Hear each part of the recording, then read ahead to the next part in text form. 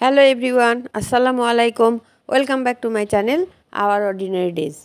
আজকের রেসিপি আলুর চপ।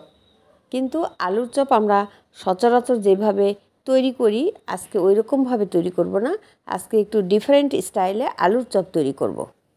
এখানে আমি আটা নিয়েছি, তারপর লবণ দিয়েছি, তারপরে আমি অল্প অল্প পানি দিয়ে একটা শক্ত ডো তৈরি করে নিয়েছি।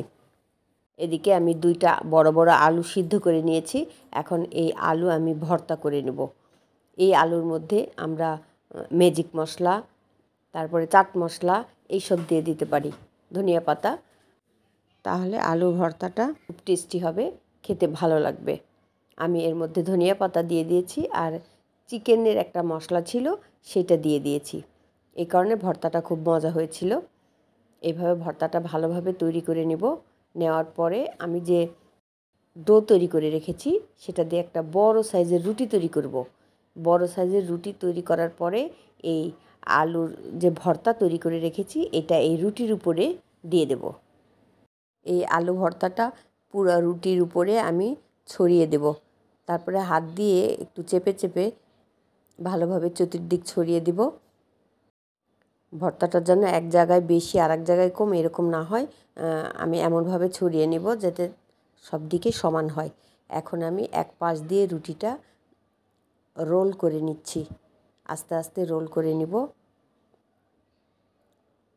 এভাবে রোল করে নেওয়ার পরে এখন এই শেষের দিকে এখানে আমি একটা পাতলা ব্যাটার তৈরি করে রেখেছি আটা আর পানি দিয়ে, সেটা দিয়ে আমি এই মুখটা আটকিয়ে নেব যাতে খুলে না যায়।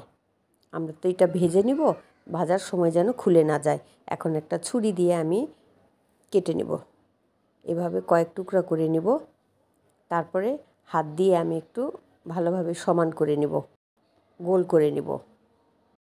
এরপরে এই চপগুলি আমি ভাজতে দেব।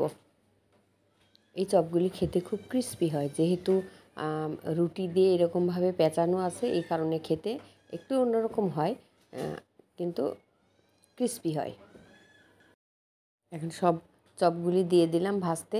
এগুলি আমি মিডিয়াম হিটে ব্রাউন কালার করে ভেজে নেব। আমরা তো সবসময় আলুর চপ অন্য স্টাইলে খেয়ে থাকি, আজকে এরকমভাবে তৈরি করলাম। ভিউয়ার্স, এইভাবে আলুর চপ তৈরি যদি আপনারা পছন্দ করেন তাহলে প্লিজ লাইক এবং সাবস্ক্রাইব করে এই ছোট্ট ইউটিউব চ্যানেলের সদস্য হয়ে যেতে পারেন। এক পাশে ব্রাউন কালার হয়ে গেছে, এখন আমি উল্টিয়ে দেব। উল্টানোর পরে আর একটা পাশও আমি ব্রাউন কালার করে ভেজে নেব। এটা ভাজতে একটু সময় বেশি লাগে, আমরা তাড়াহুড়ো করে ভাজবো না। ক্রিস্পি করার জন্য আমি আস্তে আস্তে ভেজে নেব।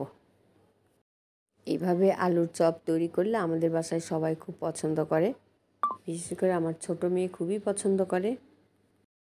ডিফারেন্ট স্টাইলে আলুর চপ ভাজা হয়ে গেছে, এখন গরম গরম পরিবেশন করব। এই আলুর চপ সস দিয়ে খেতে কিন্তু খুবই মজা।